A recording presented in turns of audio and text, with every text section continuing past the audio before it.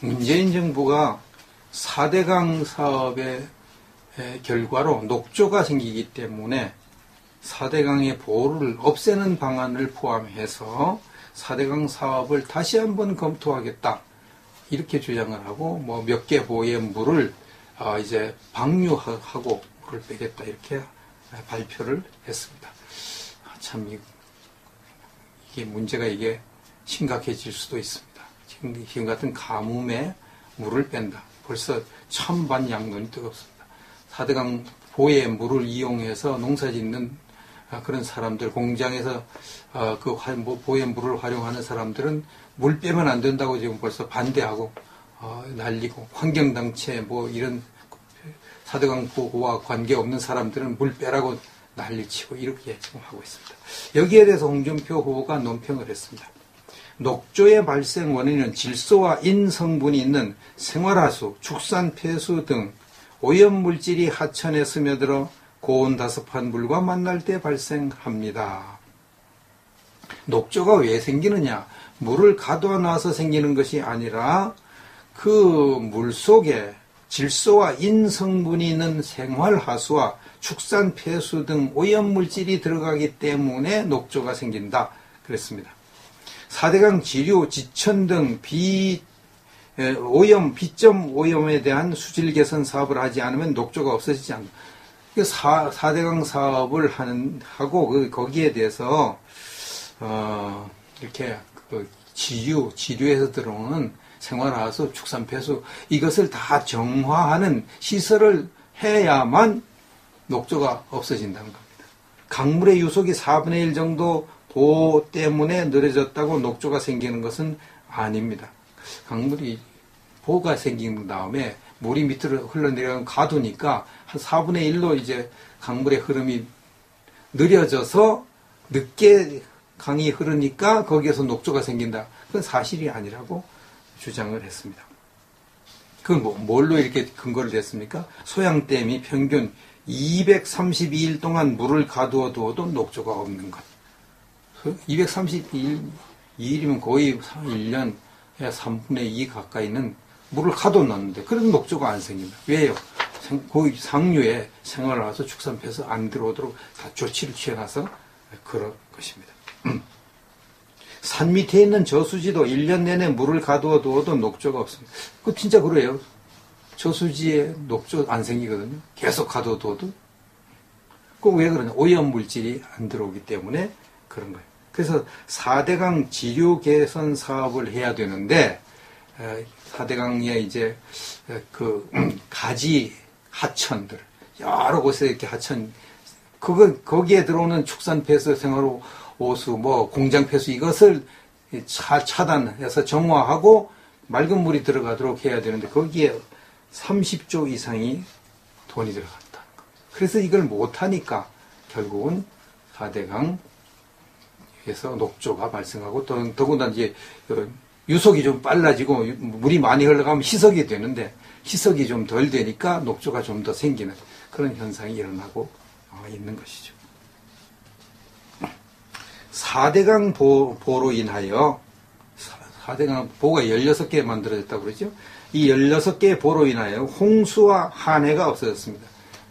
그 4대강 주변에는요, 홍수도 없어지고, 그 다음에 가뭄도 없어졌어요. 이건 뭐 작년인가 재작년인가 증명됐죠. 작년에 지금 오죽 급했으면 그래 4대강 그렇게 반대하던 충남 지사 안희정이가 다 4대강 물 좀 끌어다가 우리 가뭄 좀 해결해야 되겠다고 말하고 쪽팔리는 것도 모르고 그렇게 반대하고 4대강 하면 안 된다고 앞장서서 반대한 그 사람이 자기 쪽팔린도 모르고 당장 뭐 물이 없어 난리니까 4대강 물 좀 끌어 왔어야 되겠다고 말할 정도로 그렇게 지금 우리가 물 부족에 시달리고 있고 금년에도 이거 벌써 가뭄 들어가지고 물 부족에 시달리고 있잖아요. 그런데 뭐 이거 4대강 보를 뭐 없앨 수도 있다고요. 참 이게 이런 사람이 대통령 계속 하면 이게 될까? 이건 모르겠어요. 우리나라 이거 어떻게 되려고 이런 건지 도저히 이게 이해가 안 됩니다.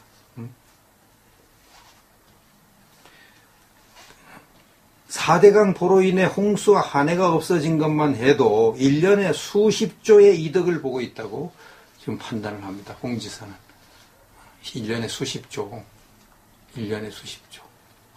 물값이 얼마나 비쌉니까? 가뭄에 어설픈 환경론자들의 무지한 주장을 받아들여 4대강 보를 허물자는 정책은 무식한 소치. 이 정의당, 이게 뭐, 심상정에는 뭐, 4대강, 내가 집권하면 4대강 보를 다 없애버리겠다. 그렇게 얘기하고. 지금 이 문재인 정부도 이걸 4대강 보 없앨 수 있다고 막, 이렇게 지금, 없애는 것을 포함해서 다 검토한다고 이러고 있는 겁니다. 저는 어릴 때부터 낙동강변에서 자랐고 국회 환경노동위원회에 5년을 있었기 때문에 이를 잘 알고 있습니다. 홍준표 후보는 낙동강변에서 자라가지고 물이 적게 흘러도 폐수가 안 들어가면, 오염물질 안 들어가면 녹조 안 생긴다는 걸 잘 알고 있고요.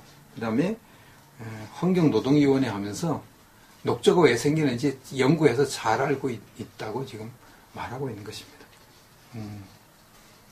그 다음에 정치적 목적으로 접근하다 보니 시작부터 헛발질을 하고 있다고 지적을 했습니다. 이걸 이제 경제적인 목적으로 접근해야 되는데 4대강을 정치적인 목적으로 하니까 결국은 헛발질을 하고 나라를 위태롭게 할 수도 있는 정책을 펴지 않을까 심히 우려됩니다. 문재인 정부의 대북 정책도 이제 문제가 점점 심각해지죠. 남북 관계를 다시 재개하겠다, 복원하겠다, 이렇게 지금 시동을 걸고 있습니다. 그래서 5.24 조치 해제, 개성공단 재개, 금강산 관광 재개, 이런 것들을 지금 하겠다고 추진을 하고 있는 상황에 있습니다. 문정인 통일 외교안보특보가 조선일보와 전화 인터뷰를 했는데 다음과 같이 말했습니다. 5.24 조치는 이미 유명무실화됐으니 해제해야 한다. 5.24 조치는 북한 지원 금지 조치죠. 천안함 폭침으로 인해서 북한 지원을 금지하는 이 조치를 취했는데 그거 이제 유명무실화됐으니 해제해야 된다. 자기 마음대로 유명무실화해야 돼. 무슨 유명무실화해? 지금 북한이 미사일을 만들고 핵을 만들어 우리나라를 박살내려고 달래는데 어떻게 그 5.24 조치가 유명무실화됐습니까? 친북 정권의 통일 외교안보 특보니까 이딴 소리 하는 거죠. 북핵을 없애는 것은 다음 문제이고, 북핵을 없애는 것이 다음 문제라고. 북핵이 가장 위험한데 그건 다음 문제라고. 별로 그렇게 급한 게 아니라고 이렇게 주장하고요. 당장 북한이 미사일을 증강하는 것을 저지하는 게 중요하다. 미사일 더 이상 못 만들게 하는 게 중요하다 이렇게 말합니다. 그럼 어떻게 미사일을 못 만들게 해야 되느냐? 정상적인 거래를 하면서 북을 안심시켜 대화하는 방향으로 가야 한다. 정상적으로 북한을 도와주면서 북한을 안심시켜서 대화를 해서 풀어겠다. 이게 바로 햇볕 정책 그대로 하겠다는 거 아닙니까? 응? 북한이 요구하는 대로 어려우니까 도와줘서 햇볕 정책을 해가지고 북한을 이렇게 달래가지고 북한이 우리를 해치지 못하게 하자. 햇볕 정책이 아닙니다. 그래가지고 그 햇볕 정책 때문에 북한이 핵을 만들고 미사일을 만들어가지고 지금 우리나라 평전동화 앞에 놓여 있는데 지금 또 이렇게 하겠다는 겁니다. 그래서 조만간 금강산 관광, 개성공단 재개 등을 대통령과 구체적으로 논의할 것이다. 이렇게 통일 외교안보 특보가 나서가지고 총대를 메고 금강산 관광, 개성공단 재개를 논의해서 밀어붙일 태세로 있는 것입니다. 친북 정권인가 어떻게 하든지 북한 도와주려고 하는 거죠. 북한은 어떻게 하든지. 이것이 이제 실천이 되면 어떨까요? 미국은 북한을 돕는 거 절대 반대죠. 중국이 북한을 돕는 것까지 미국은 지금 반대하고 있습니다. 중국이 북한을 돕는 것도 못 돕게 하려고 지금 하고 있고, 다른 나라가 북한이 돕는 거 못해요.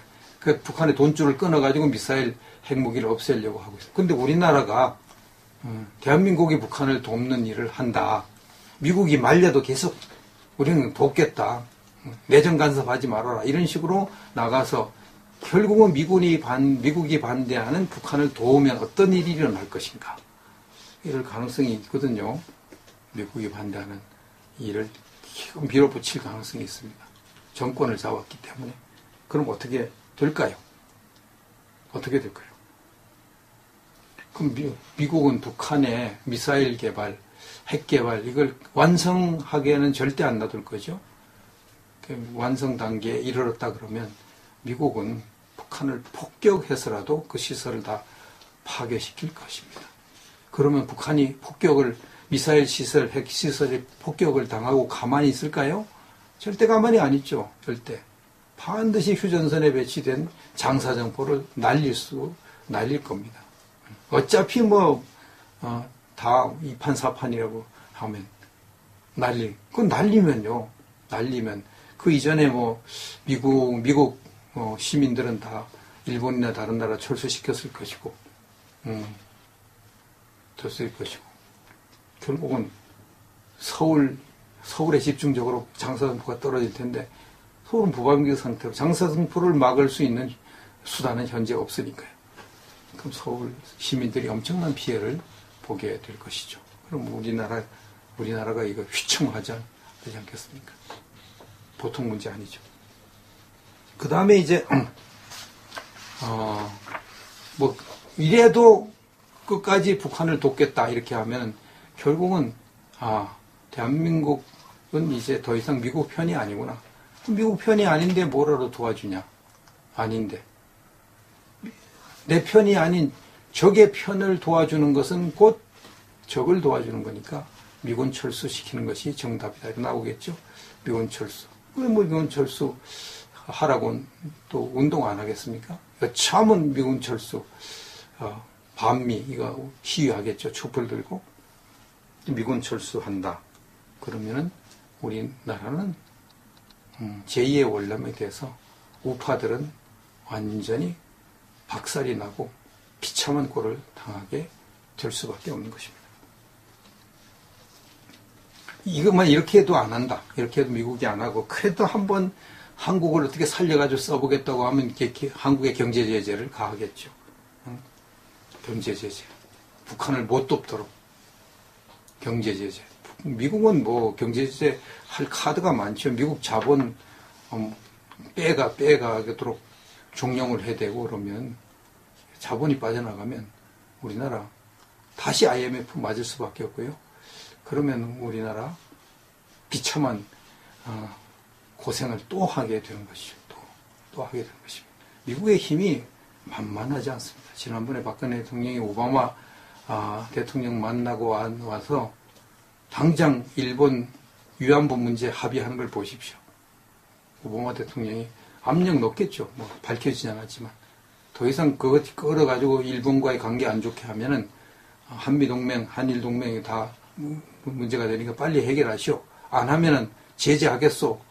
아마 그랬겠죠. 그러니까 당장 합의하는 거 보십시오.